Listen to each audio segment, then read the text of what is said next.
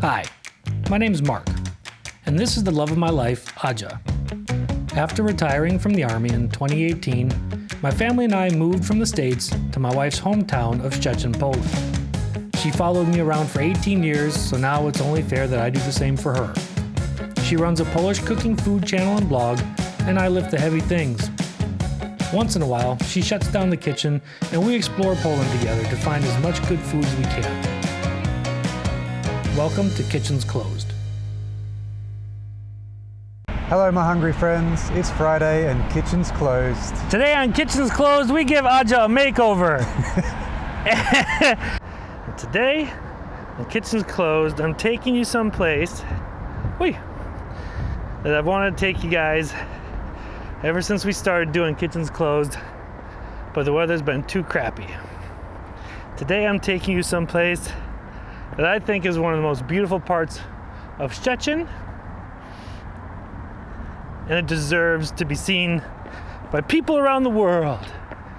And I will bring you that. We call it Wały Chrobrego. And what it is a waterfront terrace that shows all the splendiferousness of the Oder River waterfront.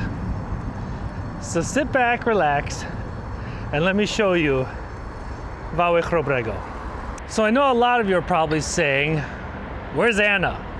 Well, there's a good reason Anna's not with me right this second. My lovely Michalina is up helping some of our friends that you're gonna meet today, Josh and Michalina. They are currently in the building over yonder, the red one. And I'll show you a picture of it. That's the Urząd Wojewódzki. That's a lot of fun to say. Think of it as the immigration center. It's also the national headquarters. We get passports and things like that for Poland.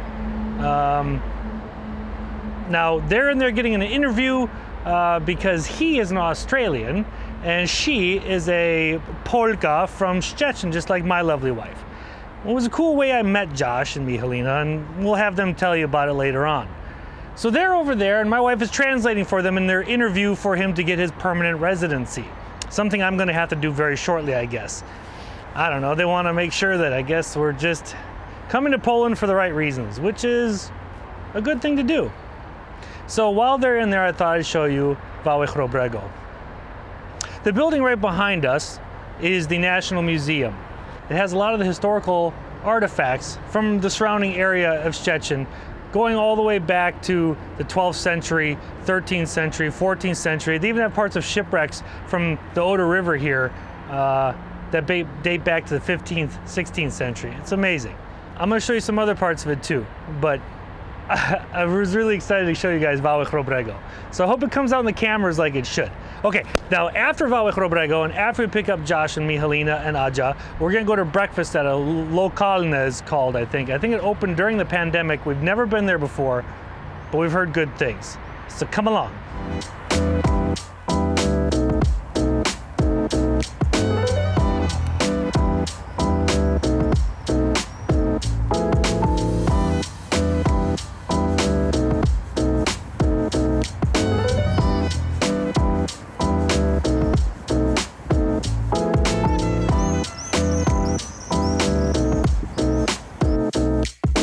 What you see on here is Wały Chrobrego.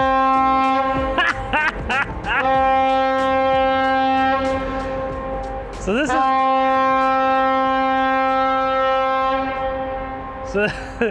is Wały Chrobrego. Oh my God, it's the Germans. So this is the Oder River to my right. And there are 3 naval vessels from the German Navy visiting, and they're giving tours to children, and the children love to honk the big horns. So, above the Oder River, we're standing on Wały Chrobrego, which is basically remnants and foundations of Fort Leopold. Fort Leopold was built in the early, 1800s, something like that. I couldn't find too much information on it, but that's not the point. By 1873, they began destruction of Fort Leopold because it was outdated and abandoned. Well, his job was to overlook the river and control any traffic going up and down. But the people of Szczecin decided they wanted something pretty and useful. So they made Wały Chrobrego. Now, Wały Chrobrego is made up of 3 main buildings. Back here you have the Akademia Morska, which means the Seamen's Academy. So they teach people how to be seafaring folk on merchant ships, not military, civilian. Then after that is the museum that I spoke of before, where you can go in and see a lot of different artifacts from Szczecin in its past. And then all the way to the northeast side of the Wały Chrobrego is the Urząd Wojewódzki. It's a lot of words in Polish, but that is the regional offices for governmental shticks. Now, if you come more closely to the Oder River, you have flanking either side are restaurants. The restaurant on that side has a lot of good seafood and Polish fare, while the one flanking the other side of Wały Chrobrego it's a steakhouse. I've never eaten the steaks there. I've had a salad there once. I know it sounds weird, but I don't trust steak in Poland yet. So, anywho, and then there are these two palisades on either side, and at the bottom of all these wonderful stairs is a fountain. Now this place is absolutely teeming with people when the weather is right, but I was fortunate enough to get down here at about 8:30 in the morning when the city hasn't fully woken up yet.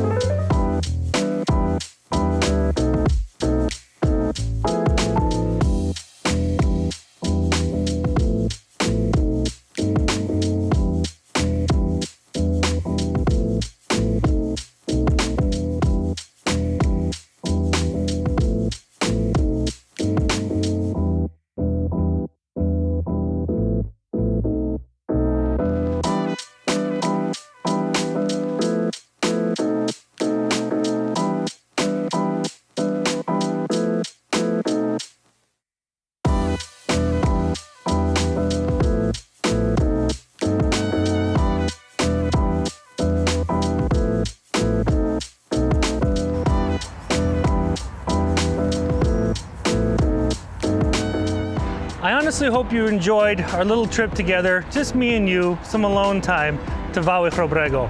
I'm gonna try to find some coffee because it's still early, and we're gonna wait around for Aja and Michalina and Josh, and then we'll go have some breakfast.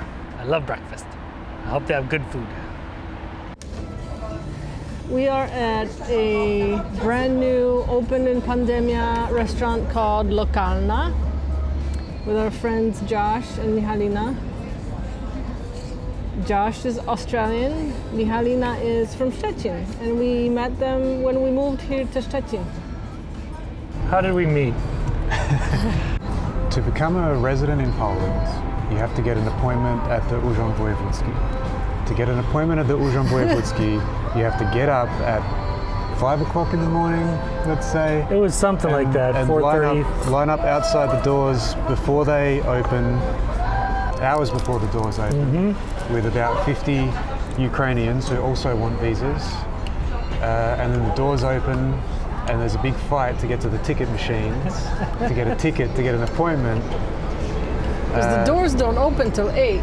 That's right, so Yeah. you get there at like 5:30, you wait for an hour or so until the doors open, then you get inside and you wait for another hour, and then the ticket machines start working. And at this time, the Urząd Wojewódzki were really not coping with the amount of people they had to deal with. And so the Ukrainian community had basically taken over. They've organized. They were running the show, yeah, that's right. They were, straight up. Yeah. So anyway, one day early in the morning, I'm sitting in the waiting room of the Urząd Wojewódzki, and I see this tall, handsome American fellow walking around saying in a loud voice, "Does anyone here speak English?" And so I waved and said, "Oh, hey, yeah, I speak English." And he sort of, correct me if I'm wrong, if I recall correctly, you said to me something like, "What the hell is going on here?" Pretty much, probably with a little bit more swearing than that, but yeah. And so Why were you so frustrated? Okay, so to align this point of us meeting, I got up at 4:30, and I went down to Urząd Wojewódzki. And as I'm walking up to this place, there's a small man in a leather jacket who approaches me and asks me things in Polish, and I'm like, I don't know what you're talking about. But what he was doing is he was taking down people's names on a piece of paper. This is not an official. This is a Ukrainian gentleman who is also attempting to become an immigrant in Poland to work.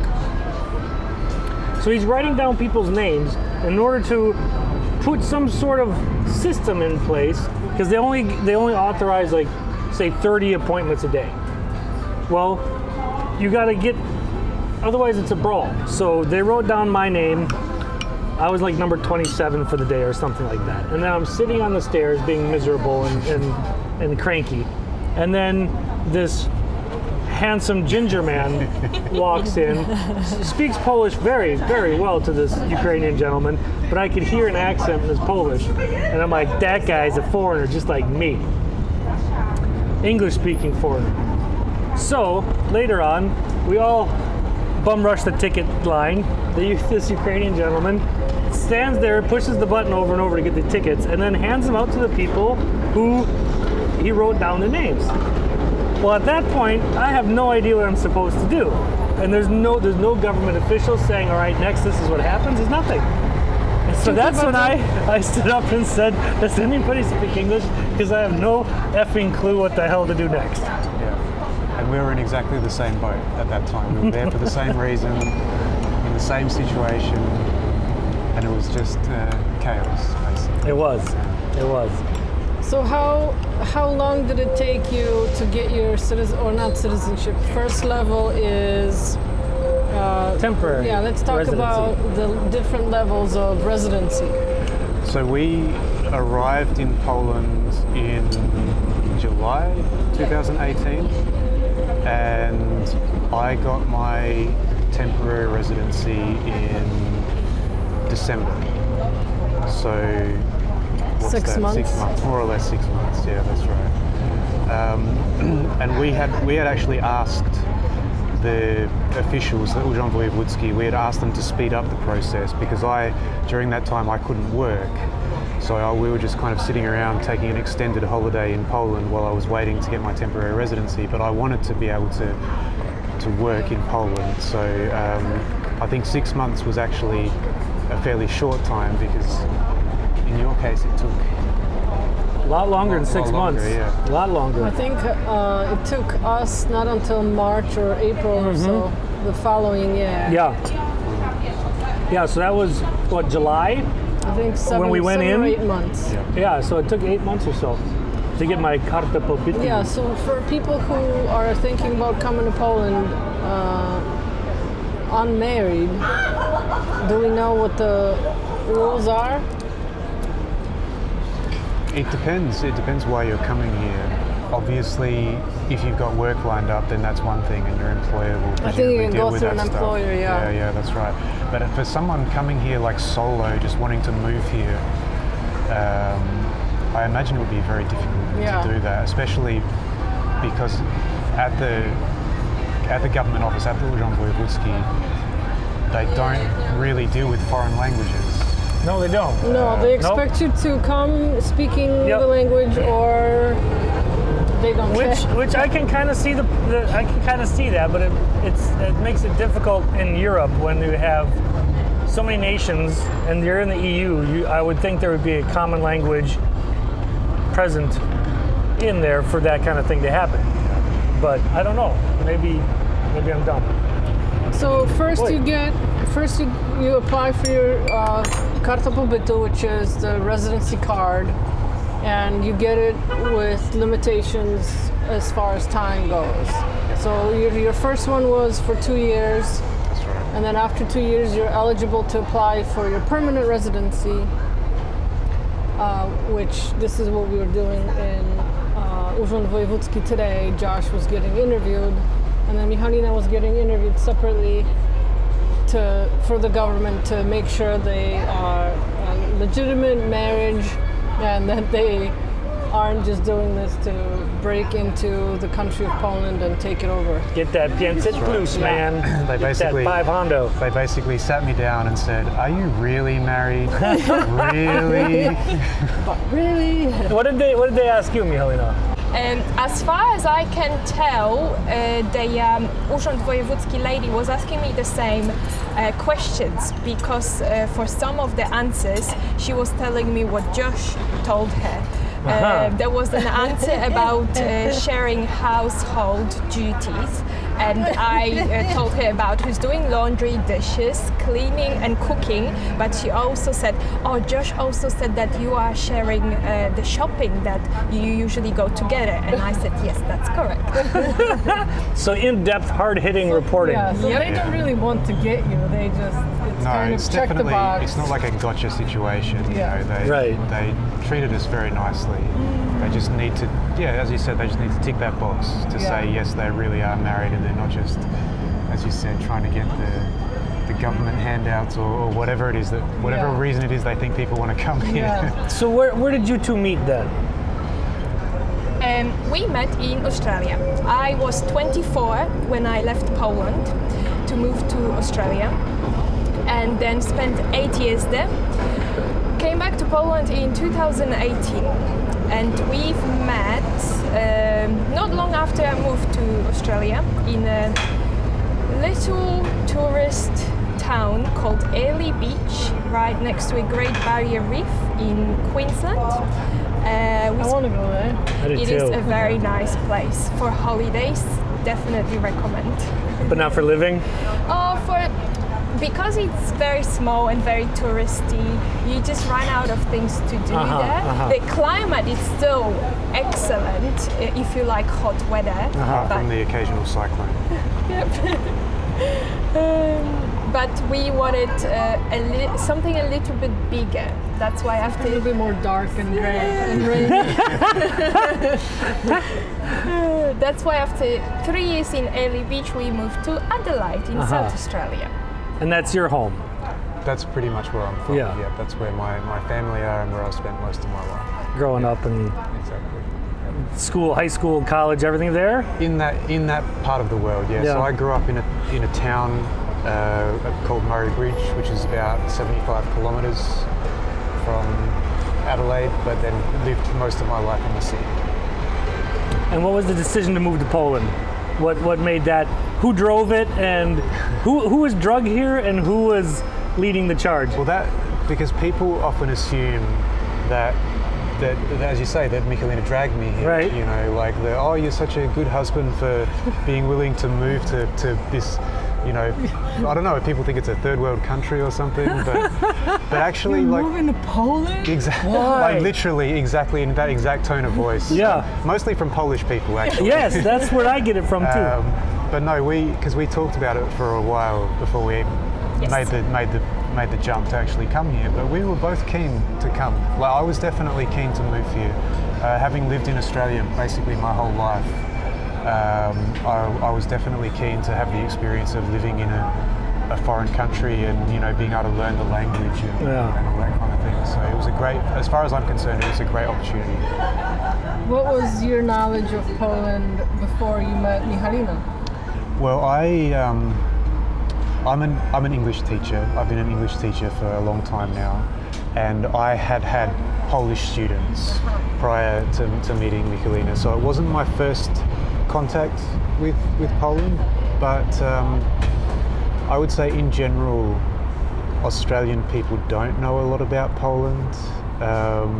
When people think of Poland, they think of, I don't know, the Iron Curtain and the Cold War and things like that. That's the base level of knowledge which people have. And people ask me, in good faith, people sort of ask me, so what is Poland like? Is it a modern country? What is it like there? And I sort of was telling people, well, they have roads, they have shopping malls, they have, electricity, all that kind of thing. But obviously, after meeting Michalina, I really started to learn about Poland, and I can say I didn't know much about the country before then. So would you recommend Poland as a tourist? Oh yes, 100%. Area? 100%. I think everyone should come here at some point. Like there is some whatever you're interested in, whatever kind of holidays you like, whether you like, the countryside, the mountains, maybe not the beach. Like if you're coming from Australia, there are some wonderful, like, the Baltic coast is not far from where we are and it's really beautiful. But if you're coming from Australia, I have to say that you're not going to come to Poland for the beaches, let's say. No, you're not. No, you're not. But for the mountains, the Lake District, as I said, the countryside, the, incredible, fascinating history, beautiful cities. Like Poland really has, everything. I want to ask Michalina about coming back here after not living in the country for a while. How was it to live here again, and how is it to live here with someone who's not a Polish citizen or a Polish resident, who doesn't know the language? And I'm sure some things have changed in the time that you were gone. How was that experience for you? Well, the reverse culture shock is definitely a real thing. Reverse culture shock. Yes. There was a lot of things that I had to get used to after coming back to Poland after 8 years living abroad. But as far as But like what? Wait! You're not getting off that easy. What was the culture shocks of coming back to Poland? Well, I think you just forget about certain things, and the first time you have to do them again, you slowly start to remember how it used to be. For example, the bureaucracy, and comparing to things that we had to do in Australia and were very, very easy. Things that still exist in Poland and are very complicated are just very stressful and frustrating. I would say that living in different country, you just start thinking about certain things differently, where people staying in Poland all this time, they just don't consider them. So you come back here thinking about stuff, and you just talk to people, and they have sometimes totally different viewpoint on that. So would you say that the traveling has expanded your views on everything? Definitely. Travel's amazing. If you get a chance to travel, it'll change your world. It will. Absolutely.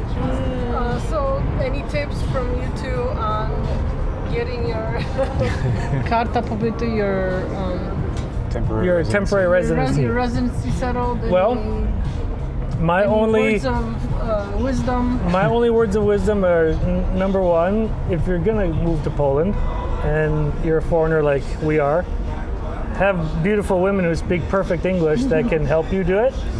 And then meet a cool guy like this that can help you do it. Basically, don't be afraid to ask for help. You're going to have to get help. Unless you speak Polish fluently and you can do this, like read all the documents and everything on your own. Or you can hire an agency that can help you. You can also hire a lawyer. You can hire a lawyer, or they call them advocate here, right? Advocat. And they can help you. But other than that, it's beg, steal, and borrow. What do you got? Yeah, no, I agree that if, getting back to what you said before, like if I had to deal with the bureaucracy and things that I've had to deal with, if I had to try and do that by myself, I would have been in real trouble. It's only because I had Michalina to help me and to translate and to do things for me. Like now, obviously, having lived here for 3 years, things are getting better. Like I can do more and more things for myself. I can speak some Polish now, and I don't constantly need someone to He can speak Polish. He can speak Polish very, very, very well. But even now, there are some situations where it would be very difficult for me if I didn't have someone to help me out. So, which is not to say that you can't do it. I'm not saying that to discourage anyone from coming here. Absolutely not. Like it's definitely doable, but you have to be prepared, as you said, to do what it takes. To beg, borrow, and steal, to ask for help when you need it, to find people who can help you, you know, whether that's a lawyer or whoever. But it is definitely going to be challenging, and you have to, I think, be patient. That would be my number one rule: is be patient and stick to it, and you'll get there eventually. Yeah. Well, very cool. Well, thank you guys. Now we'll just eat. Yeah. So stick Thank around you. for food. Yeah, we're gonna eat. We have ordered. Oh, by the way, where we're filming today at this Lokalna is literally at the train station for Szczecin. So you know you're hearing a lot of noises, but that's the trams going by and everything. So it's a busy place. Hopefully the auto comes out. If it Yeah. doesn't, suck it up, Buttercup. It'll be fine. But the breakfast menu is really small. Three options for hot breakfast, and few options for breakfast sandwiches and drinks. So sure, it opens up for lunch with a little bit bigger menu. So what are the three options, my love? Three options are paprika szczeciński, Oh yeah. which is the fish paste with bread, śniadanie angielskie, Full English. Full English fry up. yeah, and omelet, What's in the omelet? vegetable, bacon, and pepper omelet. You can also have a sandwich with śledzie, with herring, avocado sandwich, and pulled pork sandwich. Nothing says breakfast like śledzie. You know? I mean, so let's eat, huh? As soon as the food gets here. Yeah.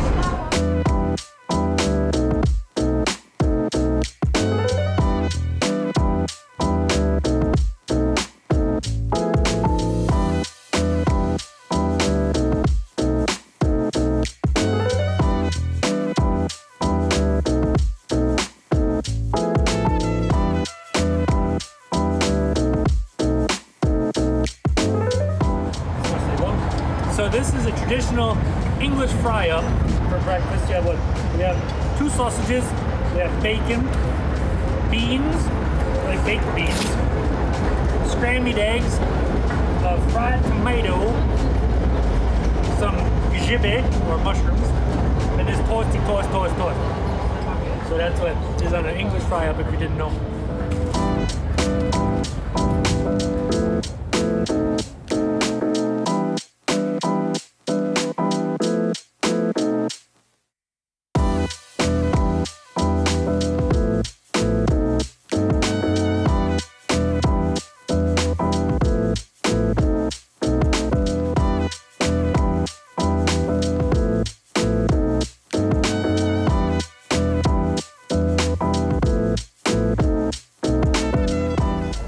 I like this episode. I do too. I don't know about watching it. I definitely liked shooting this episode. Yeah, I did too. Probably because the sun's out again. Sun's out. We can see friends again. Yeah, It was nice seeing our Aussie friends. it was. It was really nice. Eating British breakfast. At the train station in Szczecin. How would you rate this restaurant? I would give Lokalna, off of their breakfast, out of 10 British fry-ups, I'm gonna give it a good solid 8. 8 out of 10. And I think it's because for a British fry-up, England is where you gotta be. You gotta go to Great Britain to get the best one. It's like if you're gonna get good Memphis-style barbecue, you gotta be in Memphis. And if you're gonna get, I don't know, perfect sushi, you gotta be in Japan. Yeah. I don't know. But 7 out of 10, really good. That's pretty solid. And I like a lot of things about this place. I like where it's at. I like how the decor is done on the inside. It's a kind of vibey. It is. And it's also got the coolness of being right at the train station. Yeah. So, like, if you're gonna go on a big old adventure trip, you can come have a good breakfast before you go, Yeah. or lunch or whatever, and Look at the river. look at the river. Look at the people coming and going. Yeah, we like the people. Yeah. So, I hope you guys enjoyed this one. I hope you enjoyed meeting our friends, Josh and Michalina. And I've been enjoying being with my shmaini back out on the sun. Yes. So come back and see us on Monday when we're back in the kitchen and cooking up some delicious Polish food. and go on to www.polishthekitchen.com. Check out the recipes that this lovely schmeiny of mine makes. You know, merch store maybe if you want something like that. And Insta. Jump on Instagram. Check us out there too. Okay. So other than that, We'll see you next time. see you next time. Bye. Do widzenia.